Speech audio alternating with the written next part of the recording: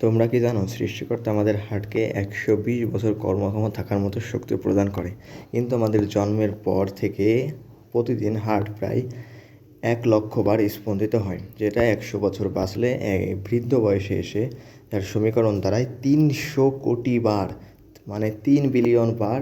100 বছর বাঁচলে 3 বিলিয়ন বার আমাদের হার্ট স্পন্দিত হবে, কিন্তু আমরা কেউই 120 বছর পর্যন্ত বাঁচতে পারি না।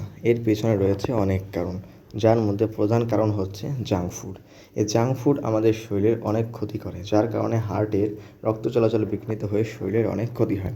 এছাড়াও রয়েছে আমাদের জীবন ব্যবস্থা, আমাদের বায়ু দূষণ, পরিবেশ দূষণ, জলবায়ু পরিবর্তন। এগুলোর কারণে আমাদের হার্ট ধীরে ধীরে দুর্বল হয়ে যায়, যার কারণে আমাদের হার্টের ডেট এক্সপায়ার হওয়ার আগেই আমরা হার্টকে বন্ধ করে দিই, কারণ আমরা নিয়মিত হার্টের যত্ন নিই না, যার কারণে আমরা হার্টের ডেট শেষ হওয়ার আগেই আমরা মারা যাই। Bad luck.